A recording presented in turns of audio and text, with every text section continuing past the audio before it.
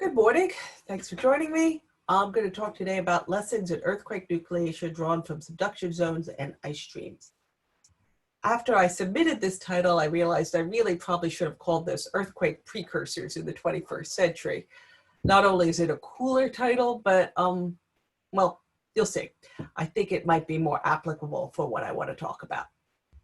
So, before we get started, I want to just ask a simple question to make sure we're all on the same page. Can we currently predict earthquakes? I hope you're all shouting into your living rooms, no. We cannot currently predict earthquakes. We should all be on the same page on that. But maybe a handful of you are saying, well, but we do occasionally do things that look an awful lot like prediction. After all, there are such things as earthquake precursors, right? There are foreshocks. Foreshocks are earthquake precursors, and they do exist. And one of the interesting things that we have found in the 21st century is that foreshocks are an awful lot more common than we thought at first. At least some of us thought at first. This really nice study last year from Trugman and Ross showed that at least 72% of main shocks in Southern California have observable foreshocks. And most importantly, the study also showed that that 72% is more than would be in a less good catalog. In other words, this study was done with a template match catalog with an extremely low minimum magnitude of completeness. And the smaller earthquakes we look at, the more and more foreshocks we're able to find. And it does tempt one to believe that maybe as our observations get better and better, that number of this 72% might get bigger and bigger and bigger, that an awful lot of main shocks do in fact seem to have foreshocks. Those foreshocks are great because they can be used, for instance, in statistical forecasting. So the basic framework of statistical forecasting is there's a bunch of empirical laws out there that tell us, given a certain magnitude main shock, how many aftershocks it's likely to have. And if we assume that all of these aftershocks are pulled at random from Gutenberg Richter, that is, most of them are small and some of them are larger, each of those, there's a distribution of sizes that results. And each of those in turn has a certain number of aftershocks. And some of those aftershocks might be larger than the original main shock. Some of them might be lots larger than the original main shock, in which case we might call an earlier earthquake, instead of a main shock anymore, a foreshock. But the statistical laws are the same regardless. And so we could use those statistics based on the earthquakes that have happened thus far to statistically predict the likelihood of this main shock. That was a bit of a mouthful, but I hope you guys followed me. That the idea is that we empirically use the known statistics of earthquake catalog to anticipate what's next from a foreshock sequence. This is operational earthquake forecasting. It's been done for a while. It's being improved all the time. But the great question before us when we talk about earthquake precursors, is this the best we can do? Or is there any other information out there? Well, perhaps there's some more information in the foreshocks. Another place to look for information might be in the geodesy, in the deformation signals. After all, earthquakes are stick-slip events. They're driven by accumulating elastic strain. And maybe, just maybe, we could do something better with deformation. So what about precursory deformation? This is not a new idea. People have recognized the potential of precursory deformation just about as long as people have been studying earthquakes as stick-slip instabilities. And there's some really nice theory out there about what should be expected in terms of precursory deformation. I think there's a really important paper from Dietrich in 1992, which worked out for realistic frictional parameters what the anticipated nucleation length might be, size of the precursory deformation zone, and therefore what the precursory moment would be given some sort of range of realistic parameters. And this is kind of a busy plot. I certainly encourage you to go back to the original paper and digest it fully. But the main point of this plot was that the strain observations at the time were thought to be limited to be able to see moment at depth above around 10 to the 12, and realistic slip weakening parameters were up to around here. And so in general, precursory moment would be really small and most likely unobservable unless you got really, really close and really, really lucky. Enter the 21st century. In my mind, one of the most important papers of the 21st century was the Ruiz et al. 2014 paper showing precursory deformation before the northern Chile Iquique earthquake. In 2014, this was seen on onshore GPS stations, and for a couple weeks prior to this earthquake, which occurred on April 1st, clearly the stations were moving. There is a little bit of a debate about whether or not this deformation is simply the slow slip event, or maybe foreshocks plus their after slip. To me, after slip is very similar to slow slip, and so I'm tempted to think that in either case there is some sort of precursory deformation.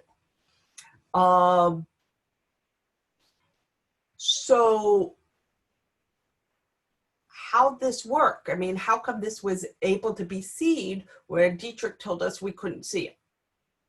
Well, I want to point out that what Dietrich was studying in his model was something that I'm going to call self-nucleation. That is where there is a slow slip in the place that ultimately accelerates to make the big earthquake. That is not actually what was going on in Iquique. This model is not actually that process. What seems to have happened in Iquique is that there,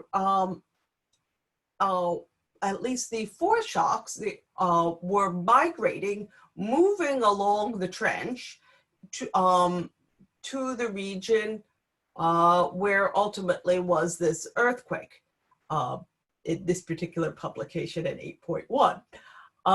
And so the migrating foreshocks maybe track a migrating slow slip event. Certainly that was the thought of Kato and Nakagawa, in which case we have this migratory nucleation process, which is quite a bit different from what Dietrich was proposing, and apparently, at least in this case, observable. So the question before us is really how common is this migratory slow slip as opposed to self-nucleation, and which one is dominant in nature, which affects our chances of figuring out whether or not we're ever going to be able to see precursory deformation on, at least commonly on faults. And to answer that question, I'd like to turn to the Willans ice stream in Antarctica. In the Willans ice stream, for those of you not familiar with it, it's a rapidly flowing piece of ice in Antarctica. It's quite large. The distance between these two stars that we're going to deal with in a minute is 40 kilometers.